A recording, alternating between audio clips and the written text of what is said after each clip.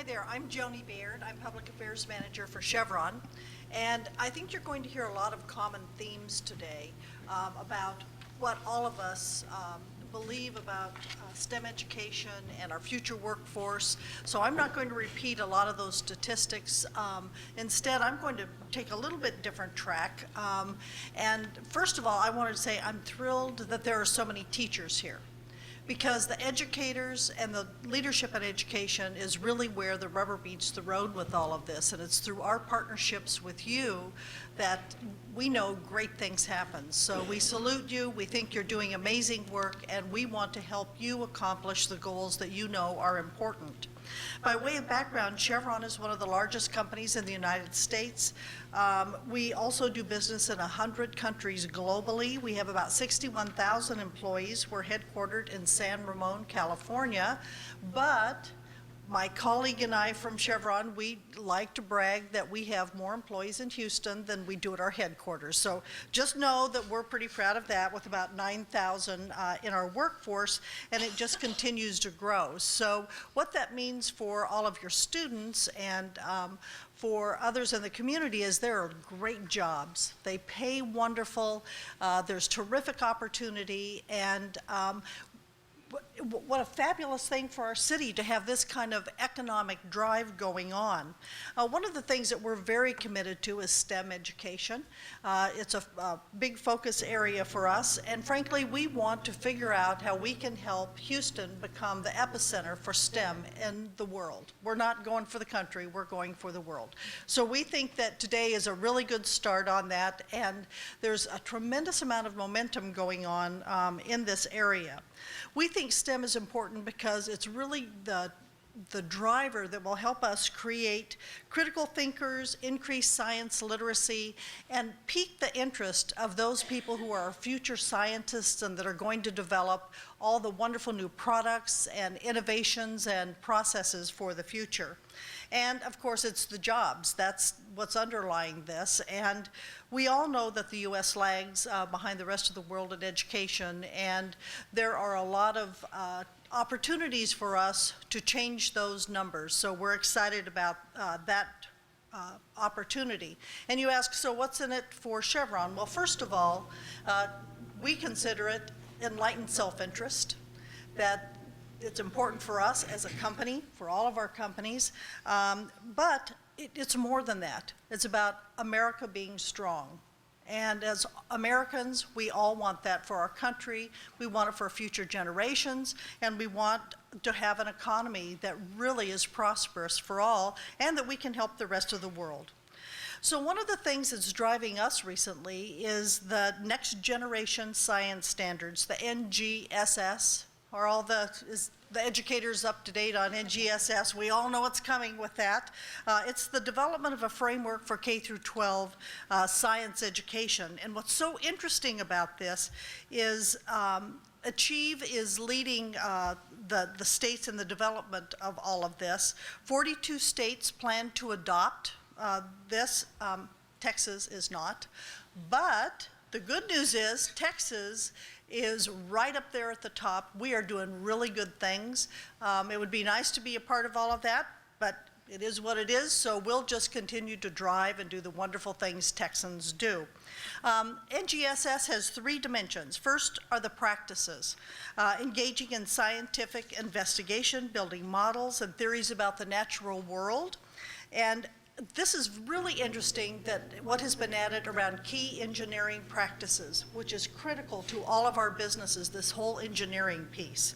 The content, the disciplinary core areas, the tools to understand and investigate complex ideas and problem solving, and that it's cross-cutting. And I love the cross-cutting piece, because really what it means, it affects all the domains of science, including patterns, similarity, diversity, stability, and change, and that this has to be teachable and learnable over multiple grades. Now, what does NGSS have to do with business? Well, we see this as core to us getting engaged in STEM, and we need to be at the table along with all the other stakeholders to help make sure that we drive NGSS and the core competencies that it's trying to create. And there's probably going to be a lot of money available with NGSS going forward.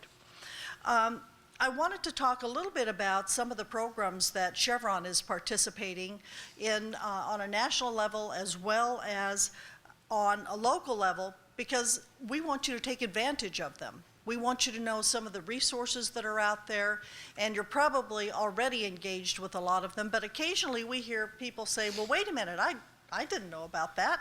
So we want to tell you about a few of those things.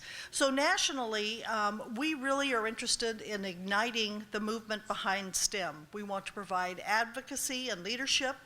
We want to, and we're already doing education programs for leaders and teachers and inspiring education for the students that gets them engaged, that gets them involved. I'll talk in a minute about something we're doing with Dr. Robert Ballard that has been very, very successful for us. And then also the other piece we're interested in is that longitudinal research to track the outcomes. We're also engaged in President Obama's initiative of 100K in 10. Has anybody heard of that one? Yay, we have a few. This is preparing 100,000 STEM teachers over the next 10 years. Isn't that awesome? So it's going to take all of us doing that together. Chevron has committed $5 million to help in that initiative, and these programs will prepare, retain, and develop and motivate STEM professionals and implement the NGSS in classrooms across the country. And then you may be aware that in June, there is a U.S. News and World Report STEM conference in Austin. So we're a sponsor of that as well. You might want to look, they have a website set up on that. It's going to be a terrific conference. And if you're available, you really should try and attend. I think it'll be good for all of us to connect there. It's going to Washington, D.C. next year, but I think we're pretty lucky to have it here in Texas this year.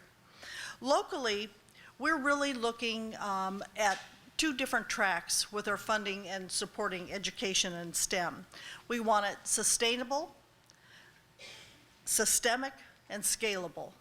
So one of the things that we're funding, for instance, is new digital energy. And Frank, I want you to stand up. This is Frank Hughes, who developed this online smart game. And if you have not heard about this, Frank is the guy to talk to. It is at HISD right now. About 3,000 students have played this smart game. It's online. They've done this over the past couple of years. We have a wrap-up at the Museum of Natural Science. That just happened, where all the kids come, they do the final game play, and then they also play trivia with all the concepts that are in the smart game. And these kids are amazing, all the fabulous things that they're learning. And so that's one of the great things. And this program also includes field trips to the Houston Museum of Natural Science and the Ocean Star Rig in Galveston. And downstairs, you're going to see the mobile learning units from Offshore Energy Center that are a fabulous tool, and it's available to all of your schools, to have come to your schools. And so this New Century Energy is kind of an exciting thing. Frank works with the teachers to do the professional development so they know how the whole game works, and it's been really successful. So that's open to you. Then with HISD, also GeoForce with the University of Texas. Shell is another important partner there. As a matter of fact, all the energy companies are around that table. And so if you're an HISD, that's certainly a program that you can take care of or get engaged with. And we've been trying to expand that, but that's kind of an expensive one, but it's on all of our radar screens to expand. And then we're working with Dr. Robert Ballard on the Jason project. Did anybody see Dr. Ballard? Okay, there we go. Dr. Ballard spoke at the Texas Science Teachers Association about 3 years ago, and that's where I met him. And we have been funding that in full school districts. So for us, that's a different shift in the way that we fund. So what we've done, we have 5 school districts where every single middle school science teacher is trained, teaches the curriculum, and we approached it in a different way. We went in at the superintendent level. We used to fund schools or teachers for particular classrooms. And with this, we decided we wanted to cross the whole school system if the school system was interested. And they had the opportunity to say yes or no, but if they said yes, they had to commit for the entire district. So it's in 5 districts now. We're just expanding to 3 more. Part of what happens with this program is that a teacher and a student compete to go to sea with Bob Ballard as Argonauts and go on his exploration ship, which, by the way, is going to be in Galveston in August. And they're going to be doing explorations out of Galveston into the Caribbean. Associated with that is also a program that's going to be open to the general community at the Houston Museum of Natural Science, where Dr. Ballard has connected 21 exploration ships across the globe that are involved with different organizations that they are going to do live exploration where we can all either go on our computers and watch, or you could go to the Houston Museum of Natural Science Planetarium and be able to watch discoveries being made. So what will happen is the ship, they always know when they're getting close to these discoveries because of the paths of the stuff on the bottom of the ocean. So anyway, they know that this is going to happen. They send a tweet or a message out 2 hours beforehand, say, everybody tune in, we're getting ready to go in. And we all get to participate and watch the discovery being made. So this will be available to all of us. And so that's another thing that we've tried to figure out. How do you get everybody engaged in this really cool science? And then there's also scientist visits, that they actually go to the schools and become the heroes of the students. And that's what we're after. So kids can look at these people who are very diverse. The whole group of people are very diverse. And they can see themselves in these people. So that has been a big one for us.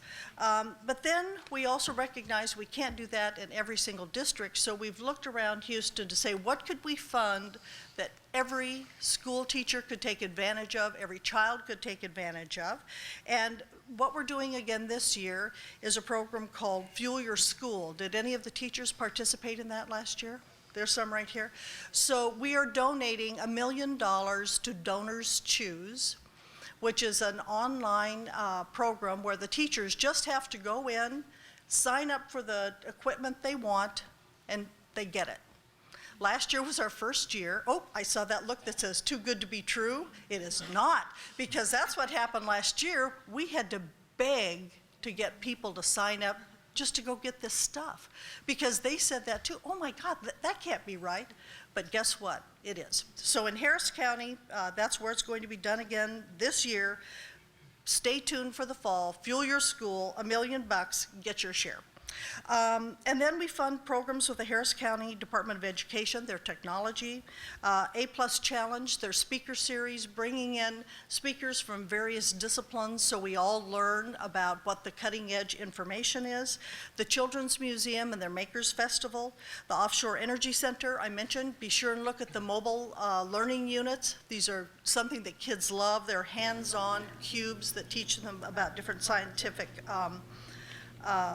concepts. And then the Houston Museum, Science on Wheels. Citizen Schools is becoming very active with STEM education, so there's a lot going on with that. You'll hear it from, where's Reagan? Dr. Reagan Flowers in a little bit on C-STEM. So there are a variety of things available to everybody, and those are just some of the programs that we're funding. Shell's doing a whole bunch of fabulous things. Dow's doing, everybody in the community, all the companies are funding these programs, and we hope that you will all take advantage of them. We want you to know we're there with you shoulder to shoulder, because you are creating our future workforce, and you're some of the most important people in the world to us. So next steps, I think, are really important about how do we take the momentum around STEM right now and have us join together to figure out how we really are going to make Houston the epicenter for STEM. Thanks. Okay, yours.